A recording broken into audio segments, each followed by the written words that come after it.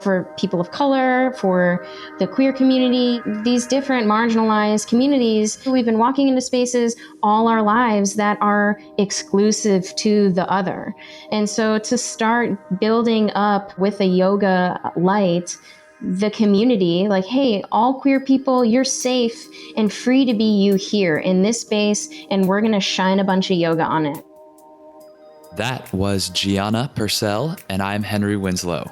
You're listening to Dharma Talk.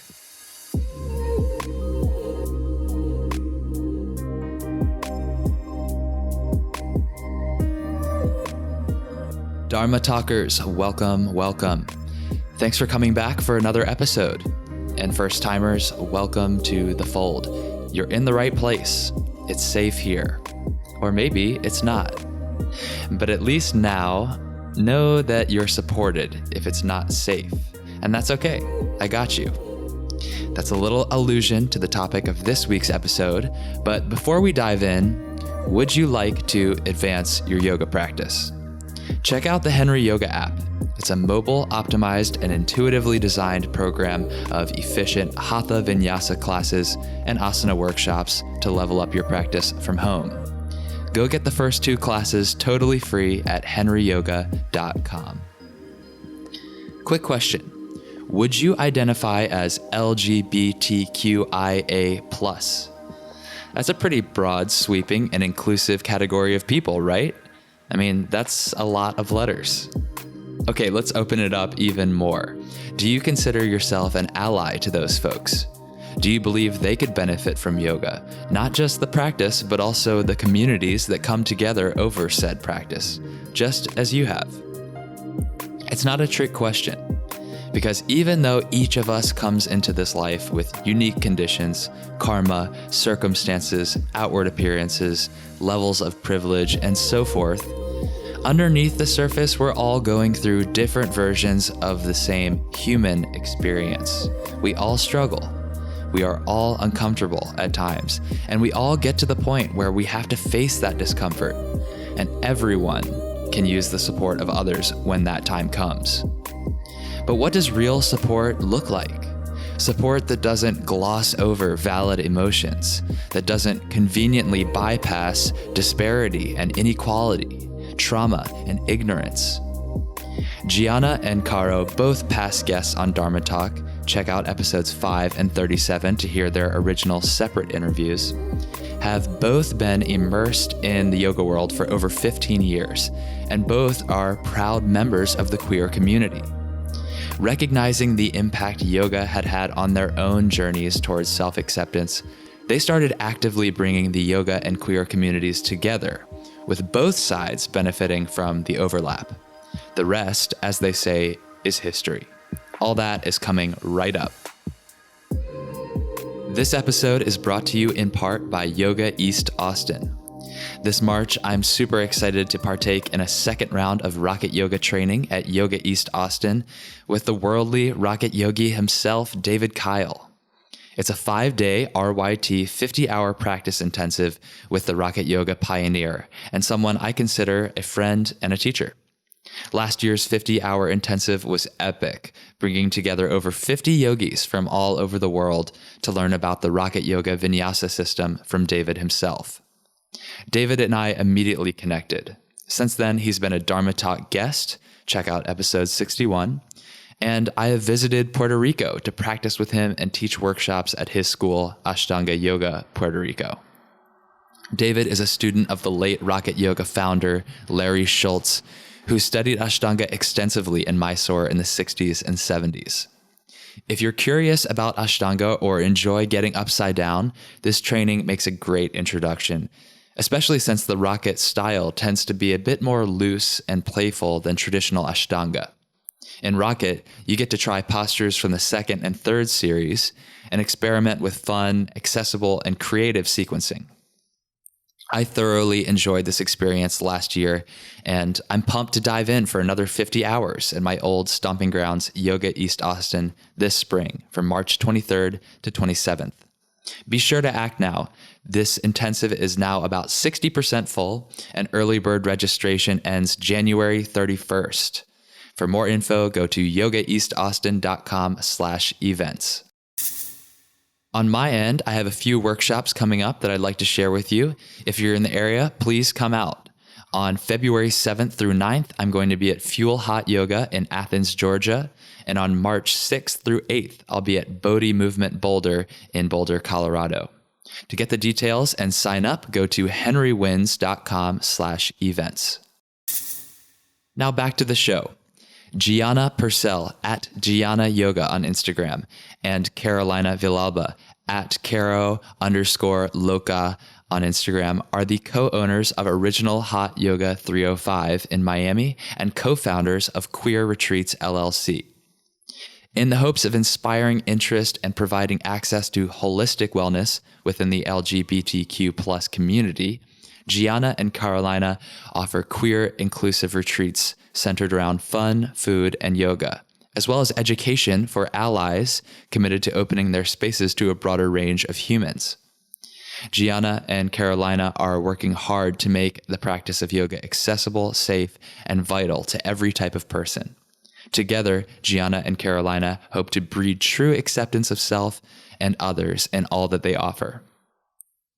If this episode speaks to you, if you're interested in what Gianna and Carolina have coming up, then go to dharmatalk.show and type Gianna or Caro in the search bar, and you'll find all the notes, highlights with timestamps, and links for this episode, including info about the upcoming LGBTQ plus and allies retreat in Florida Keys this May. If you're looking for something to read, check out my running list of every book ever recommended on Dharma Talk. You can find that at henrywins.com/books. So go there and pick one out. Now, without further ado, please enjoy my interview with Gianna Purcell and Carolina Villalba.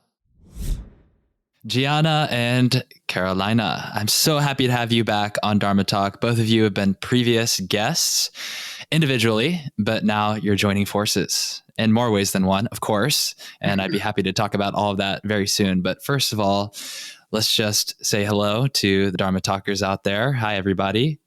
Hey, everybody. Hey. How are y'all doing? I'm good. You good? We're doing great. Yeah, we're here. It's January in Miami. It's sunny. It's about 80 degrees outside. No complaints. Yeah. Not a bad way to start the year. You know? Definitely not. Very good. Well, you've both been on the show, as I said before. For those of you who recognize these voices, you've been listening for a while. Gianna was back on episode 5. We talked about slowing down, taking a beat to appreciate what's happening around us and really heal through the chaos of life. And then in episode 37, Carolina came on and talked about her story and kind of changing the perception around what yoga has to or should look like. And as I understand it now, you two have really put your heads together to further that cause of changing the perceptions and the limitations around who can practice yoga and how we can diversify that, open it up to more people. So what is your combined Dharma these days? What are you working on together? Mm-hmm. So much. Yeah. You go first, babe.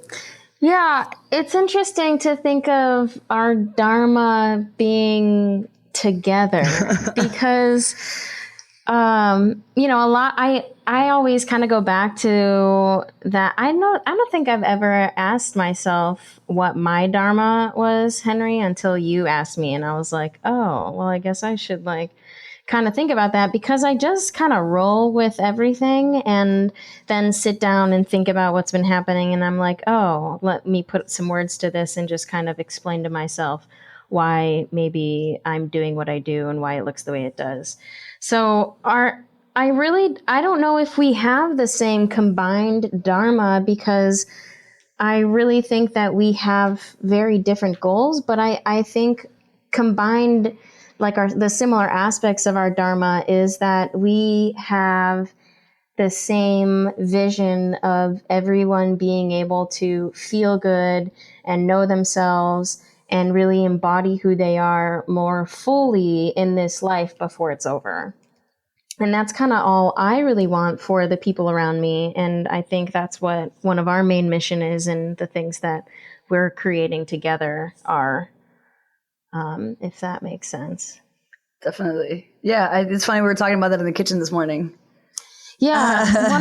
One of our students was like, hey, I know nothing's forever, but I really hope that you and Carolina last. And I was like, that's a really honest and sweet thing to say. And while I agree fully with everything you just said, we are committed to making sure that we can help others together, like help us through in our joined mission. Definitely. Yeah. And I think we're both really good about just letting people, or giving people a chance to see what we see in them, like all the possibilities that we see that they have, and the future they have, if they just keep on, doing what they love and what they want to try. They're open to trying new things, and it's not just asana, but, in other ways. I think we both did a really good job of just letting people see what we see in them and what their potential is. Mm-hmm. Yeah. So we definitely have combined forces in that. Yeah. These ideas of feeling good and embodying yourself more fully. I think it's nice to think about those things working in complement, but in practical, in the practicality of what those processes look like, sometimes maybe you don't feel good, right? When you start to embody yourself, because you face challenges either internally or from resistance from others. And I know that that's something that both of you have worked against in your past. How do you advise people to be okay with discomfort when you start to embody yourself more fully? Right. I think part of being truly inquisitive is being like confronted with that kind of change or resistance, or, those visceral feelings that happen when we're being confronted by something. That's why I think a lot of us have had moments of wanting to be non-confrontational. And it's just challenging. Anytime you try anything new, anytime you walk into a place where you don't know anyone at, or you're the only person that looks like you or acts like you or feels like you, or, whatever that is, there's that we experience that so much. And that I'm kind of working with it a lot in just my own life, where that kind of comfort seeking that we naturally want to do keeps us out of so many different places of learning about ourselves. And, when I'm teaching, it's something that I always come back to, because, some of the practices I teach are in a hot room, and we're meant to go through this kind of process of being uncomfortable, having the light shined on us, really putting a magnifying glass on all the kind of the struggle parts of us, and even the shitty parts of us, because while we're all perfect and amazing, we all have so much work to do, and we all abuse ourselves and other people in some way, and to just sit with that, so even in like some meditations that I walk people through, or the way that I teach my class, I always kind of take us to that uncomfortable place, because otherwise, what are we journeying towards? And like, how is it a journey? You don't want to just be coddled your whole life. That's why we're having such a hard time with millennials. Just kidding. I'm a millennial. I'm fine.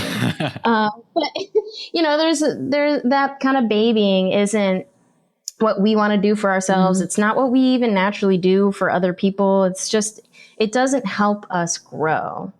And so that's always something that I stress in my teaching. And I know you do too, Carol, right? Yeah, definitely. I think even this is the first question you asked, like, how is it okay to feel challenged, or like to feel not okay?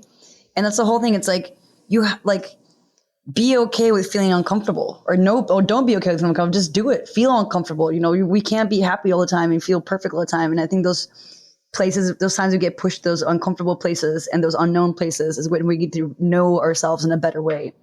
Where that, like, not the act, but like the edited version of ourselves kind of pushes to the side, and you see the real colors of who you are, and what you do in a quick second when you have to think fast or act fast, or, react because you feel harm, or because you feel scared, or because you feel shy because there's something new, and it's like, wow, is this really how I react to these situations. And little by little, people start changing. And it's really amazing. And I think we see that a lot in the room, mostly with the hot yoga 26 and 2 practice. People get so uncomfortable in there and feel so challenged. And then to see them kind of understand, like, okay, I don't have to pretend that I'm okay with this feeling. I could just sit down and feel what I'm feeling. Yeah. And then once this moment has passed, I can stand up again and keep on going, and it's just awesome. I think that I'm really grateful to have Gianna in my life because it makes me okay to go to those places, those dark spots where I've been scared of going before because I didn't think I had the time to explore those feelings. And it's funny because if you don't have the time to explore those feelings and explore all the options you have of who you are and how you react to different situations, you don't really get to know yourself. And if you don't know yourself, you're not really presenting yourself the way you are to other people. Yeah, and it's harder for you to understand others too. Like I see people, we travel all the time, and the airport and travel time is just like the center of discomfort for so many people. And people are just mean to each other. And I always kind of take a step back, and it's like people do weird things when they're uncomfortable, and we react so strangely and disembodied when we are uncomfortable. And until you start to kind of see that within yourself and how you act in those uncomfortable situations, it's harder to have compassion for those people that are being a little aggressive. That's the key word there, compassion. It's really, it's all the stuff we do for ourselves is so that we can better be us for other people, with other people, and see other people, right? Yeah. I like that. And it's important to make this point. I think that like you guys aren't stressing making people feel uncomfortable for the sake of torturing them. It's not like just be uncomfortable because it's not because you need to feel uncomfortable. It's sort of a short-term, long-term thing. Like as Carolina put it, you feel that feeling so that you can stand up afterward and realize I was able to get through that. And in that sense, it's kind of like you're pushing comfort aside for a moment so that there's something more deeply comfortable afterwards, some sort of relief or even an empowering feeling that you get from being okay with facing those feelings. And, you also said that you didn't have the time, but I think there's something very powerful about having support systems to help you explore those feelings, and to have each other really gives you a place of safety to come from. Yeah. Sure. It's not easy. And, it's very easy to find relationships and even things in our lives that don't challenge us and just stay there, right? Just stay in that, that point of comfort so that we don't get pushed out of the way. I was literally about to say that. It's even though I have support, it's not like I feel safe. Does that make sense? Like you can be supported without having to feel like I have a safe spot or like this little hole I can crawl back into, or like just in case things don't work out. It's about being supported, even though those like when a kid is crying, and just being like, cry it out. It's okay to cry. I'm not going to hold you until everything's okay and mask everything that just happened. I want you to feel your feelings, and I want to be here. Controversial for some moms. It is, definitely. I mean, even for some relationships, most people it is, but it's like, I want you to feel those feelings so you know where they are. And you acknowledge them, you recognize them, and I'll support you no matter what happens at the end of that journey of those feelings. Yeah, so what is the difference between feeling supported and feeling safe? I think when you're supported, you're in a supported space to struggle, and it's even a safe enough space to have a bad time. There we go. To go through the bad time, to feel like you're allowed to go to that place, because I think a lot of us were at some point in our lives. I know I kind of came from a no talking type of family where we didn't really share our feelings very openly, and I was very reserved. I didn't feel safe to express what was really going on. It took me a long time to really break through the hardness that I felt like I had to build up. And when you're in a supported space, you really can go through those things. So if you're, it's not that I feel or that I think either of us feel unsafe. It's more so that we feel like we can, with or without us, and like on our own unique struggle of a, up and down type of path, we can do it in front of each other. whether or not we're walking right next to each other is almost irrelevant. But, that idea that I can have a bad time on my own right and not take you down, or I can have a bad time and need space away from you and it not be something I need to hide because it might make you feel insecure or something, Does that make any sense? No, for sure. Definitely. I was thinking of much of the best way I could explain it is this the small story I have in my head. When I was in high school, I was having a really hard time doing things, and I wanted to go to this, I was going to go for 3 months of this program that was supposed to help you detox and go through high school and get some credits. And, at the time I couldn't afford it. My family couldn't back me up on it. And I was getting really frustrated with the fact that why doesn't anyone want to help me? I want to do this thing for myself.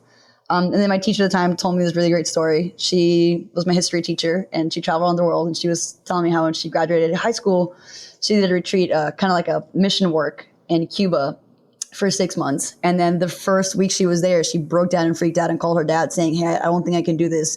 Can you please buy me a plane ticket back home?" And her dad said to her, "I love you. I'll be here for you at the end of your 6 months, but you have to complete this. And you have to go through being in the middle of nowhere in an uncomfortable place, in an uncomfortable situation. And this is why you went there." And that's kind of what I think about support is. It's not a safety ticket out. It's not a fast way out or a way around things, but a way of you're going to go through the hard times and it's going to be hard for you to go through this. But even through the hard times and the good times, I'll be here supporting you, and you can ask me questions, and I'll be a person you can talk to and confide in, but I'm not going to take you out of the situation. I'm not going to be the person who is going to be your ticket out. I don't know. Right, Hopefully that makes sense. It's like a reinforcement. Exactly. Someone telling you, even if it's just like an emotional rah, like a reminder, you have the ability to do this. Right.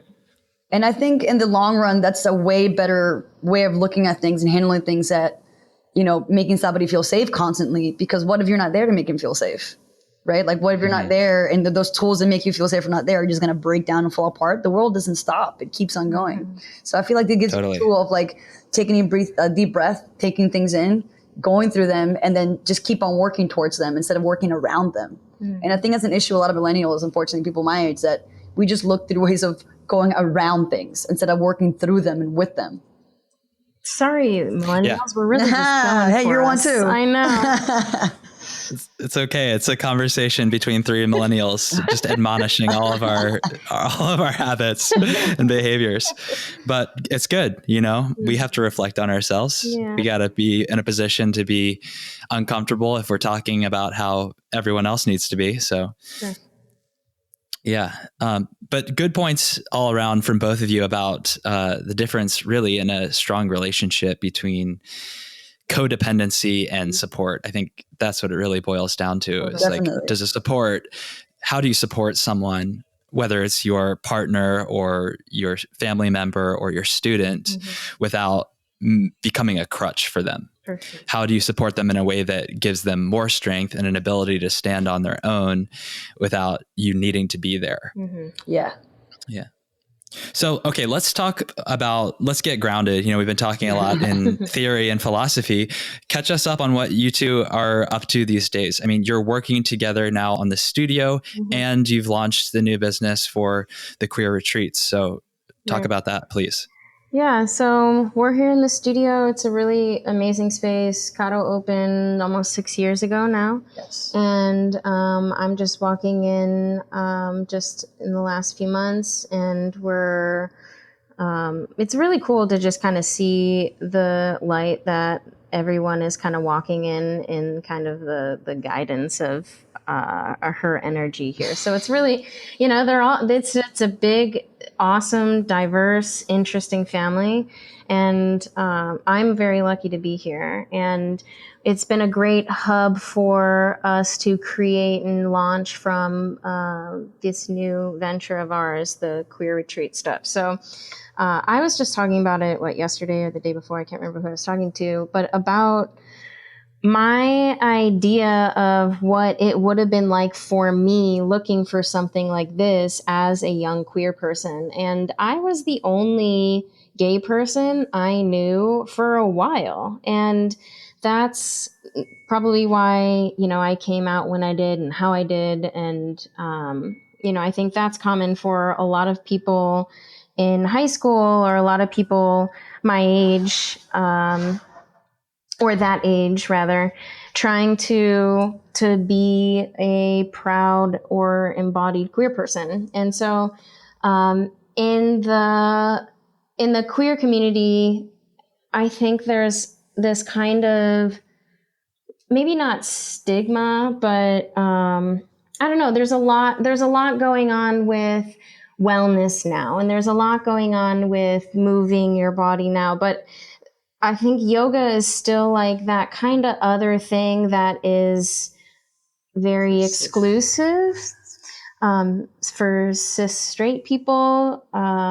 It's often very white and doesn't feel inclusive in many communities. And honestly, I feel very lucky to be part of this community because there is such diversity in all of those respects, but that's not the case in most places. And for the retreats, we've opened up our retreats to the LGBTQ plus community and allies, so that if you were like me and you don't know any queer people, you can bring your best friend and they can be a support for you. You can bring your mom and they can be your support system, whatever it is to kind of launch you into connecting to people that are like you while venturing towards finding the holistic benefits of a practice. And it doesn't even have to be, I always try to kind of, this is a mindfulness practice, not to diminish the amazingness that is yoga, but to kind of make it more accessible to people that have poo-pooed yoga for whatever reason, So just whatever practices you get out of a yoga experience or a week of being able to be with people that you feel comfortable around and practicing yoga, anything out of that helps you be more mindful and present that you can take home with you. That's what we're trying to create in these spaces. Good food, we'll sit and we'll play with what it looks like to make your own food and love your own food, so that all of that goodness is going in your body, and all while enjoying, the beautiful. We'll be in the Florida Keys for this first one. But yeah, you have, what are your thoughts on what are we doing? What is this? Well, I first started thinking about what the word queer meant to me, and it's like, if you Google the word queer, you get a bunch of different definitions of what it is. But for me, queer is I'm queer, I'm funny, I'm different. I don't fit in what the norm or the basic is. And even if I didn't have a partner or was looking for somebody, that was in the LGBT community, and I just wanted to find more queer people that were like me that, want to try different things and maybe explore the world of wellness, I would love to go to this retreat. So one of the biggest reasons why I wanted to do this was to open the door to anybody who's just open-minded and kind of heart to come and try to, what yoga is and explore their practice and what yoga means to them through what we can offer them. Definitely lots of beach hangs and awesome raw food, yoga every day, meditation, some workshops and some, group stuff we're doing. But for me, the most exciting thing about this retreat is I just can't wait to see the different types of folks we get in here and the connection they're going to make with each other. That they never knew each other before, and they're going to come to the Keys, hang out with us and make new friends, make new family members. They're going to last for the rest of their life. And how else would you get to do that? What other medium or platform will you use to physically feel comfortable enough, emotionally feel comfortable enough, and spiritually feel free enough to explore all these areas, but people you never met before? Totally. I think one of the cooler things that comes to mind when you're like, oh, I'm different, I'm weird, I'm queer. There's like a taking back of that word that the community has done. And, anyone that's trained with me knows that it's a weird time. Like we have just some of the biggest belly laughs over the course of, a 12-day or a month-long training, because I can't help but be authentically me in those moments, especially. And it's just fun. Like, life is weird and things are funny. And no, I'm not the traditional version of what you would think a yoga teacher should be like. Like, I was standing in our studio yesterday and my shirt said "fuck Wallace," and like, you should never say that to Wallace, but Wallace is a cat that just keeps eating all of everyone's food in our front lawn, and we don't feed him, and he won't go away. And his name wasn't even Wallace when we met him, but like that kind of idea of like. At first, I was like, "Am I supposed to catch that reference? Who is Wallace?" It's funny, like there's all roommates and everybody pretty much like in our neighborhood. It's like, "Fuck you, Wallace! Get out of the street, he's Wallace!" Always on our front. He's just he's the stoop kitty. He's mean to all the other cats. He's a dick to all the other cats, but I feel like he would maybe be that kind of oppressive lover that like with humans, just like all up in your shit. But like that kind of idea that people have of you have to be clothed in white and constantly, this kind of super zen speech and wide-eyed and with like some sort of glossy film over your eyes, like a baby doe or a Mark Ryden painting. That's not what yoga is to me. Yoga is being conscious and being present and being interested and being uncomfortable and journeying towards whatever all that comes together to take you towards. And I can't, when you're in these different bliss states or meditative states or these practices, you feel that kind of thing that people try to attach to and stay to. But you know what? I have a personality and a character that I play sometimes that's really fun for me. And I like to be personality, and that's okay. It doesn't mean that you're not a yogi. It's like, it's like sticking your middle finger up as a yogi to somebody that wears makeup in class or that, has had plastic surgery or has, tattoos even, or, lives more of a life in a way that isn't like you. Like that doesn't make them any less of a yogi. For sure. I mean, even here in the studio at the school, we have 2 teachers who are lawyers during the day and they're yoga teachers at nighttime. I mean, they're yoga teachers all day long, whether they realize it or not. But that's the whole thing, it's just like, I remember, I'm half Jewish and half Catholic, and growing up in both is a little confusing because in Catholic religion, if you're a priest, you are married to God or whatever, and you don't have a family outside the church, and that's your whole family. But then looking at rabbis, I remember when I was little, I thought it was the same rules for any religion. And then when I realized that my rabbi had a family and a wife and a kid, and he had a home, and he drank soda and ate burgers once in a while, I was like, oh my God, you're like a human being. You're like a regular person. But you also have all this light inside of you that you get to share, So it's like yoga's been now westernized in a way where it's so accessible to everybody. Where like, I feel like it's the same way for everybody around here, right? So it's like, I do yoga, I practice, I do pranayama, I pray, I do mala, but I'm also a regular human being. I also like punk music and I rap and, I like to ride my skateboard once in a while and I like to go skating and I like to swim in the water. And so it's like, you are allowed to have the best of both worlds if you just get to be authentic and be you. Mm-hmm. So we would love for people in our community to see that the whole stigma or the view of yoga is not the way that the media or most people think it is. You can be a yogi, even if you smoke a cigarette here and there, that you can still come and practice. I'm not going to judge you, I mean, I'm being completely honest. I have students that come in here and they reek, and I have all the students are like, oh my God, that person smells like cigarettes. And I'm like, they're here trying to change that. Don't judge them because of what they bring from home, but how they leave from here to go home. Yeah. They're working on themselves.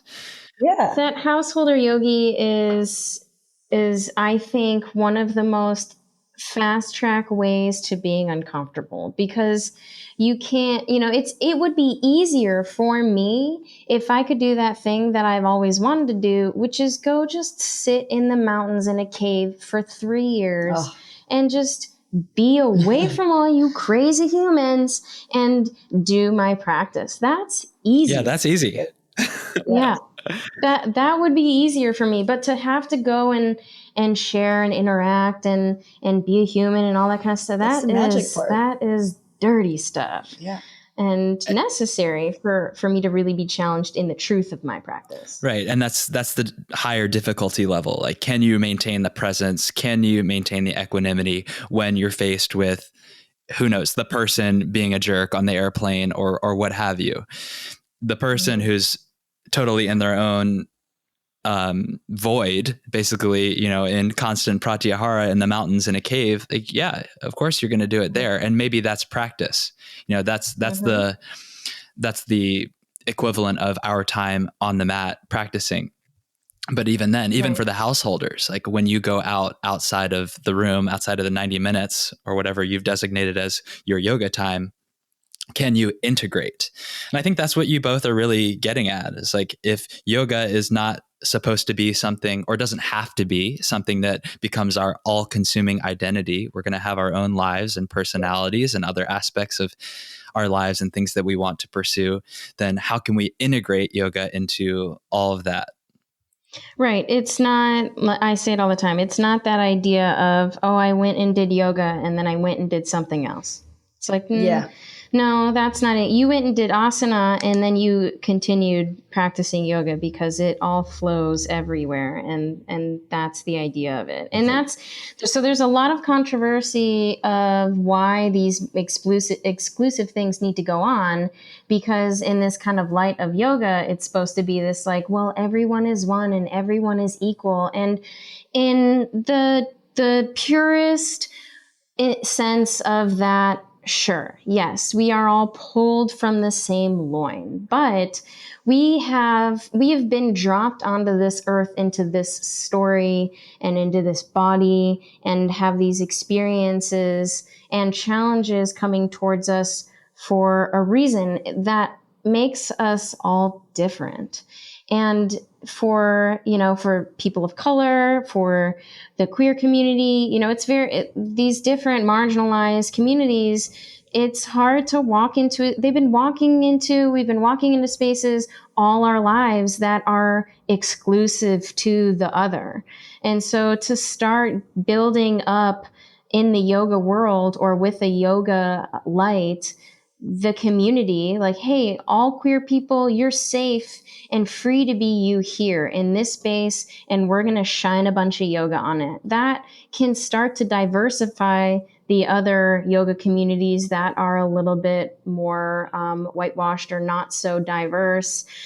So that yes, I would love that idea of, like, eventually there is no need for these things, but to just diversify, to force, I don't want to say force diversity, but like to like build up the confidence in our communities that can confidently walk into these more whitewashed places and diversify them. That is really, that's the goal. And to enlighten these places as well.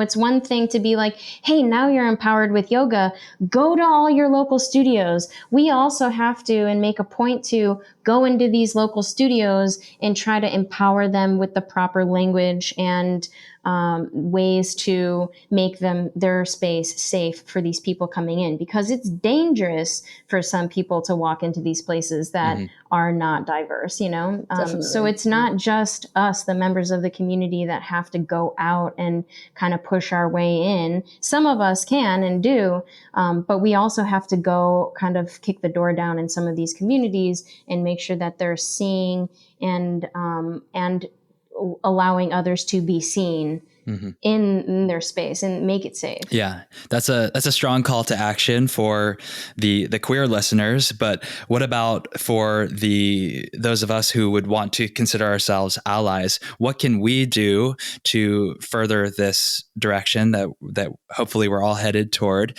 and do it in a way that's spiritual bypassing, not to just talk about the oneness, but actually face the reality of the individual experiences that everyone has?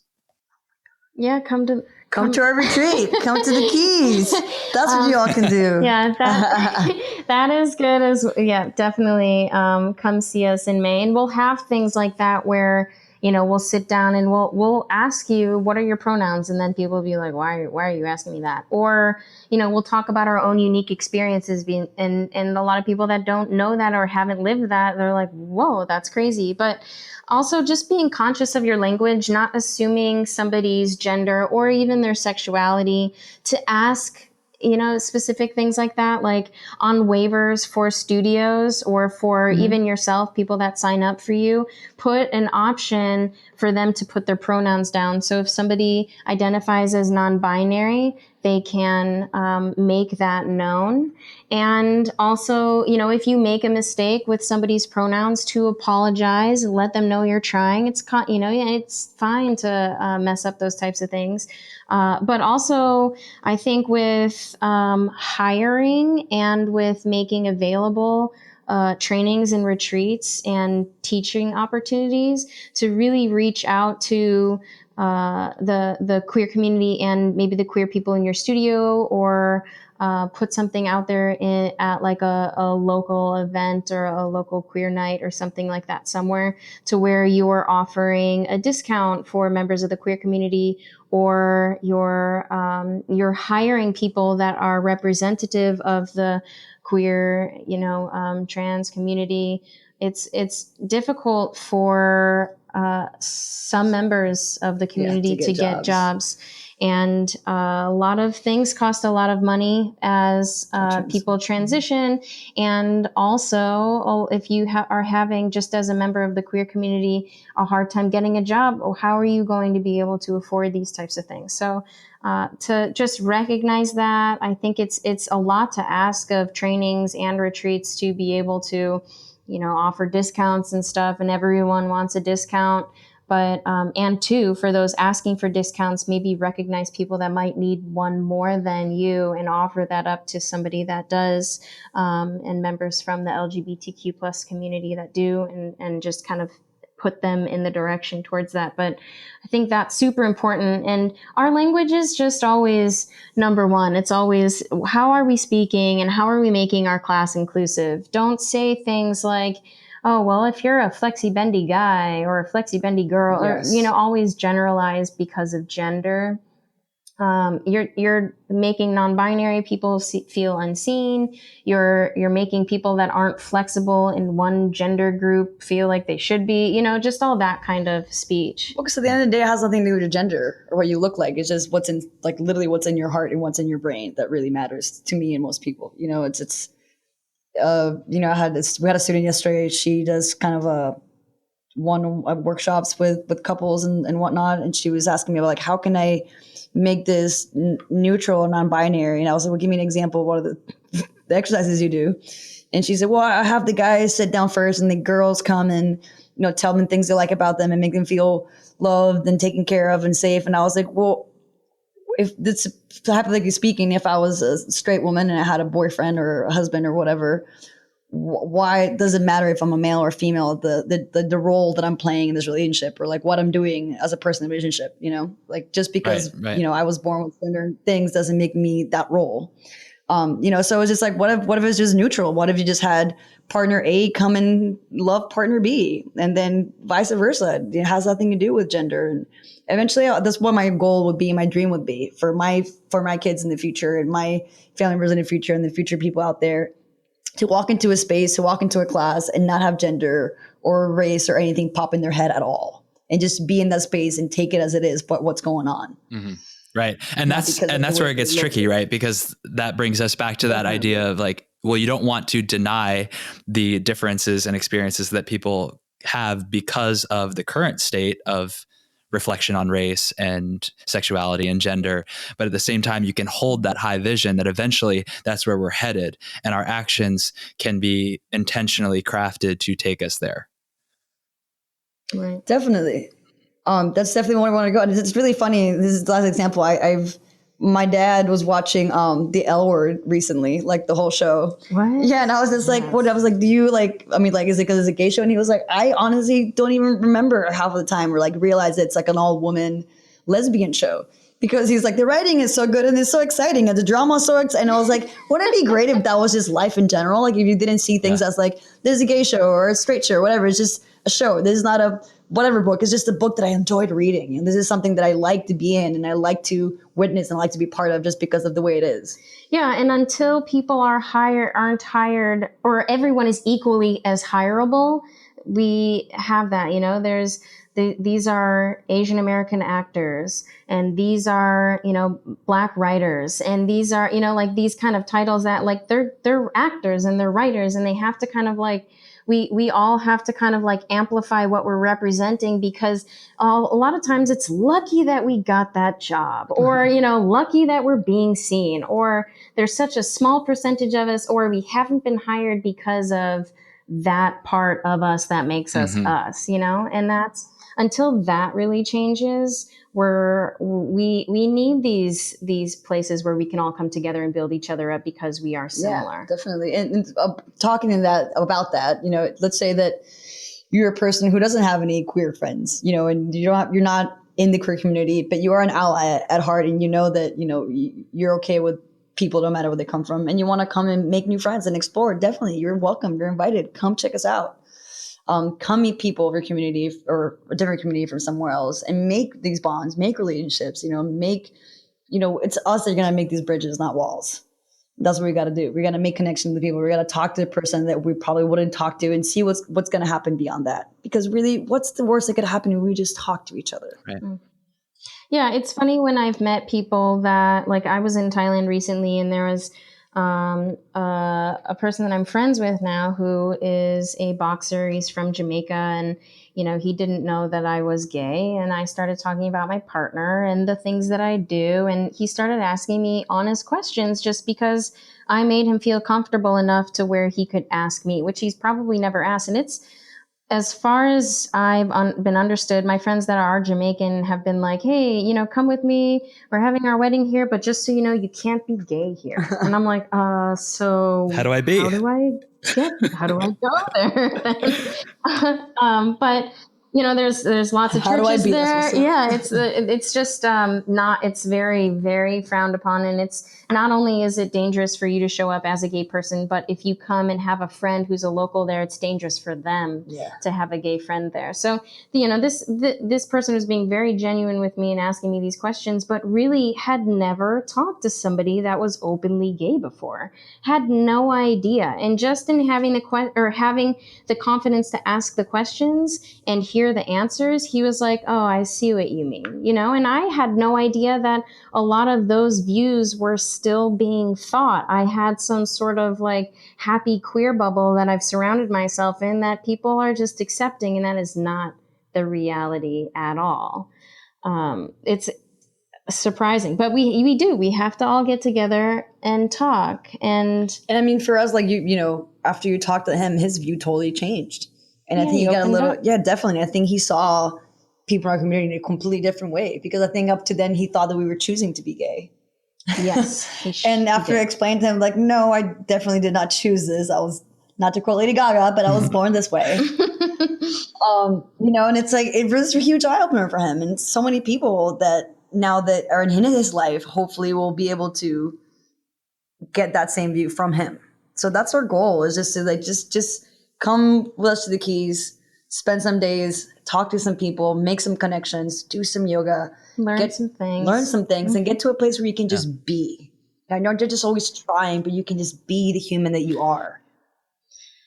There is just really quick. There is a friend of ours, Lucas. He has a nonprofit called Yoga Unbound, and you can always donate to them. He works to raise money for the trans POC community and sending people to yoga teacher trainings. So that's one way. There's organizations like that working specifically with the trans community and with the trans POC community in the yoga world. And he has really worked to create an amazing Very cool program. So that's just yogaunbound.org. Okay, we'll make sure to put that in the show notes so that people can access it easily. For sure. And if you're somebody in the community who has a really low budget or low income and would like to come to the retreat, reach out to Yoga Unbound. I believe we're doing something with them as well. Yeah, we're always working to raise funds together. So. Very good.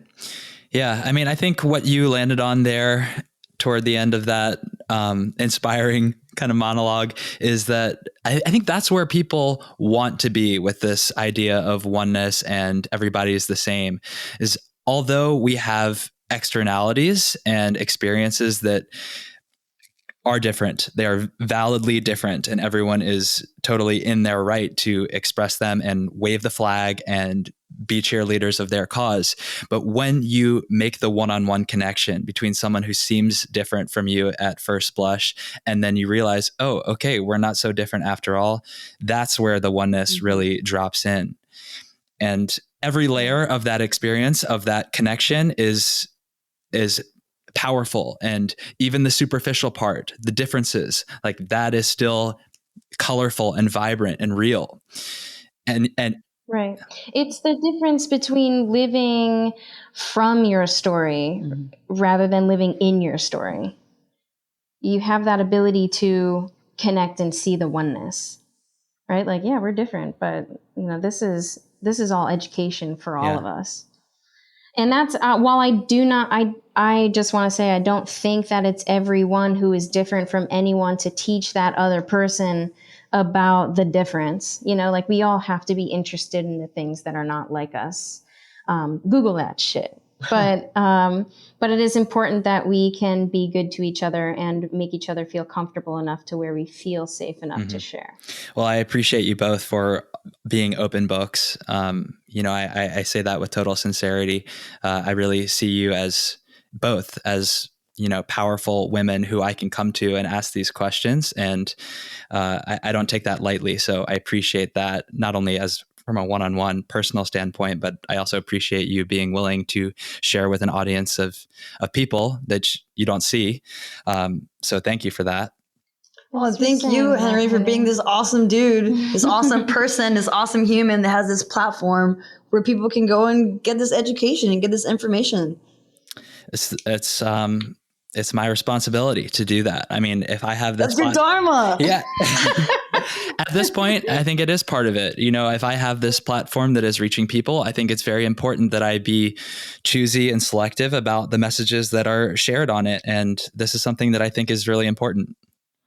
So thanks for joining me with that. You know it's important. I know you don't think it's important. I know you know it's important. Yeah. Because you're doing it. And, you know, last time I'm going to shit on us millennials, out of all, I mean, people in our age and in our group, they're doing so many things. The fact that you're doing this, it means so much. You know, it's just such a great thing that's happening for other people in our age to hopefully look up to you and look up to this and want to do things like this. We're making things with a purpose, not just putting podcasts out there because I want people to hear my voice.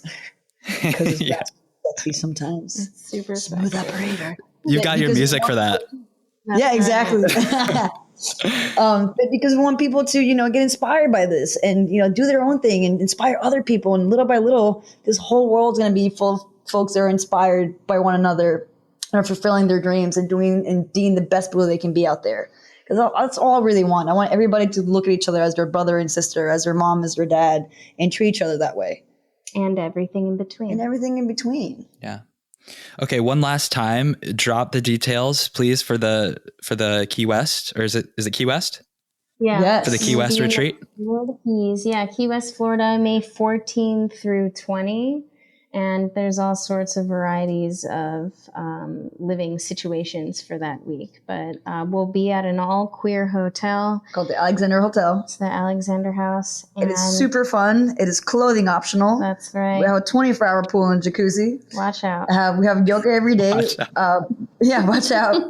Brunch is included daily. Well, Gianna will be doing raw dinners for everybody as well. Yeah. We have 2 times we're going out dinner together. There's even a drag show included.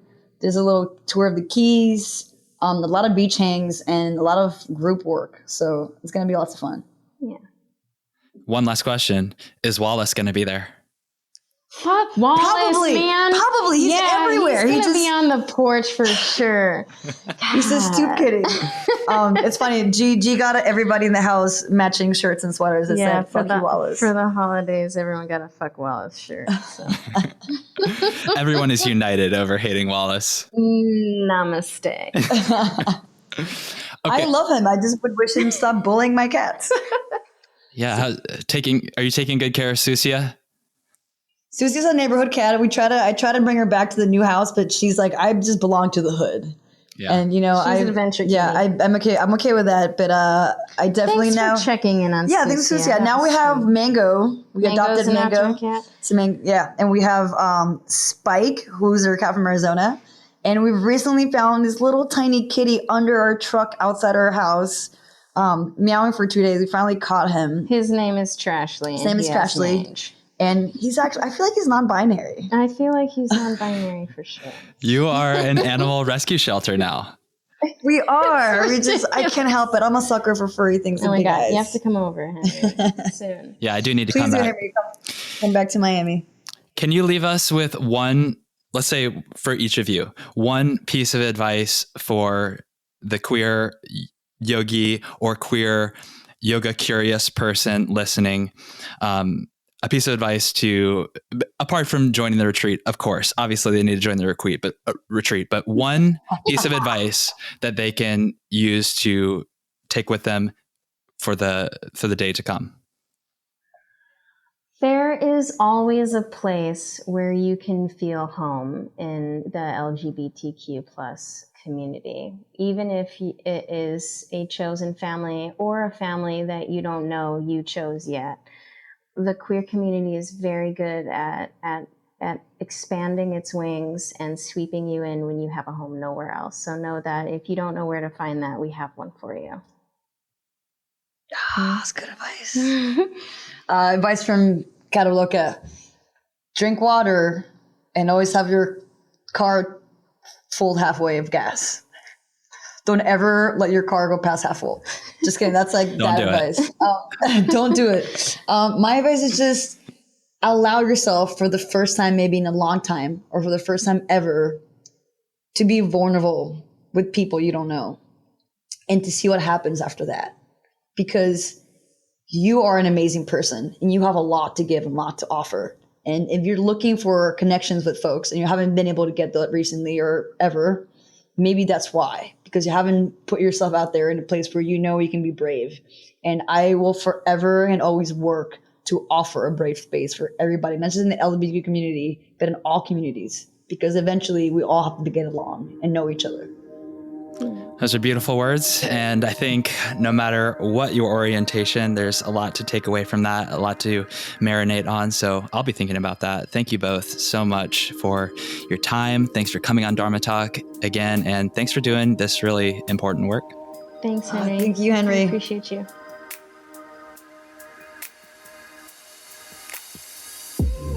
Dharma Talkers, I hope you enjoyed listening to that conversation as much as I enjoyed having it. And if you did, please share it. Take a screenshot, share it on Instagram, and tag me @HenryWins. I love hearing from you about the conversations that make an impact for you. We have the ability to shape the world through our thoughts, words, and conversation. So let's influence the collective consciousness together. All my gratitude to Rory Wagstaff of Ease of Mind Productions for keeping our audio crisp and operations smooth, and to Patrick Kiebzak of Momentology Music and Art for supplying the powerful soundtrack to these conversations. Please remember to subscribe, rate, and review, and tune in to new episodes of Dharma Talk every Thursday. I'll speak to you next week, and until then, keep living your Dharma.